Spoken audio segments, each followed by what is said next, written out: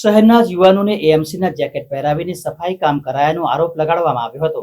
વડોદરામાં અમદાવાદ અને સુરતની ટીમો આવી હોવાનું ખુદ મ્યુનિસિપલ કમિશનર દ્વારા જણાવવામાં આવ્યું હતું। વડોદરામાં પૂરના પાણી ઓસરતા શહેરને સ્વચ્છ કરવા માટે વડોદરામાં અન્ય શહેરોમાંથી સફાઈ કર્મચારીની ટીમ ઉતારવામાં આવી હોવાનો તંત્ર દ્વારા દાવો કરવામાં આવી રહ્યો છે, પરંતુ હકીકતે એએમસીના જેકેટ પહેરીને સફાઈ કરતા યુવકો મૂળ વડોદરાના જ છે। તેમને રોજમદાર તરીકે કામ પર કોન્ટ્રાક્ટર દ્વારા રાખવામાં આવ્યા હોવાનું તેઓ મીડિયા સમક્ષ જણાવી રહ્યા છે। એટલું જ નહીં, પણ તેમને અત્યાર સુધીના કરેલા કામ સામે મહેનતાણું પણ ચૂકવવામાં આવ્યું નથી। તેથી આ યુવકોને વહારે સામાજિક કાર્યકર સ્વેજલ વ્યાસ આવ્યા છે। સ્વેજલ વ્યાસે જણાવ્યું હતું કે વડોદરા તંત્રને જનતા જોઈ રહી છે। શહેરમાં બહારથી આવેલા સફાઈ કર્મચારીઓને જમવાનું ન મળ્યું હોવાનું જાણતા અમે અહીં આવ્યા હતા, ત્યારે જાણ્યું કે અમદાવાદ પાલિકાનું જેકેટ પહેરીને કામ કરતા યુવાનો તો વડોદરાના છે।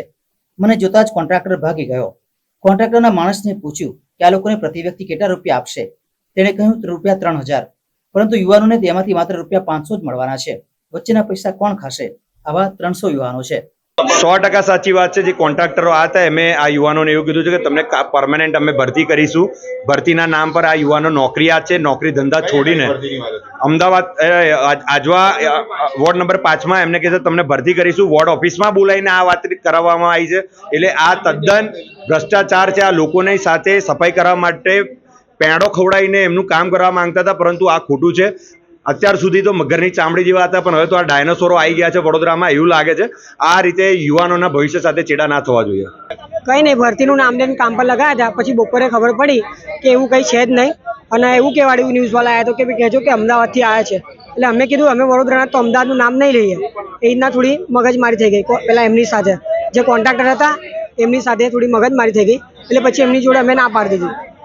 એ લોકો કે ન્યૂઝની અંદર તમે કશું કહેતા નહીં, અને અમે અમારી પૈસાની વાત કરી દીધી કે અમે અમારા પૈસા આપી દો, જે વળતર છે અમારું કોર્પોરેશનમાં, કે 5-6 દિવસ કામ કરશો પછી તમને અમે અંદર લેશું। એમને એવું કીધું કે હજુ કંઈ તમને કહીએ નહીં, કે ખાલી કામ ચાલુ રાખો તમારું।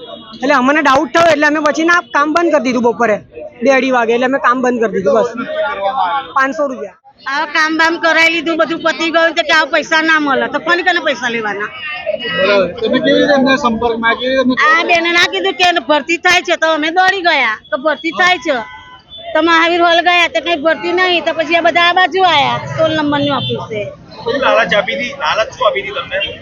એવું કે છે કે ભરતી થાય છે, ભરતી બરોડા નોકરીની બધા વાળામાં ભરતી થાય છે એવું બોલ્યા હતા।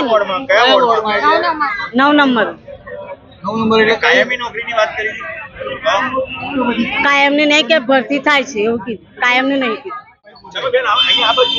અમારા નાના નાના છોકરા છે, આજે નોકરી છોડીને અમે અહીંયા આવ્યા છે, અમને રોજ કોઈ હાલતું નથી વધારે। આજે 500 રૂપિયાના રોજ માટે અમે કામ ધંધો કરવા આવ્યા છે। આ લોકો એવું કહે છે કે અમદાવાદથી આવ્યા છે, એવું ના ચાલે ને। અમે તો અમારે આ તો નોકરીનું કીધું એટલે ભાઈ અમે આવ્યા, એ તો બધા વાત ઉડાડી હતી એટલે અમે આવી ગયા કે નોકરી આવી મળે। અમદાવાદથી 100 અમદાવાદના લોકો આવ્યા જ છે।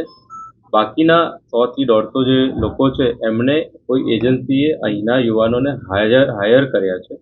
એમને પૈસા આપવાના છે, એમનું મહેનતાણું કે વળતર જે કહો એ આપવાનું, અને એના અવેજમાં એમનાથી સફાઈની કામગીરી લઈ રહ્યા છે। એટલે કે એમને હંગામી ધોરણે એમને હાયર કરીને લીધેલા છે અમદાવાદે।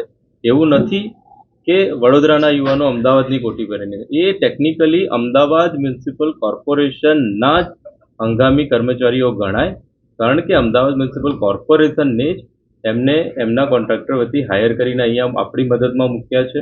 ત્યાંથી એક સાથે 250 લોકો લાવવાનું શક્ય ના બને, એટલે 100 લોકો અહીંયા લાવે છે, ને વહીવટી સરળતા અને લોકોને સરળતા રહે, અહીંના યુવાનોને બી રોજગારી મળે, એની માટે થઈને એમને અહીંના યુવાનોને લઈ અને ઝડપભેર થાય એવા શુભાશયથી અહીંયા એમને સફાઈની કામગીરી માટે મૂકેલા છે।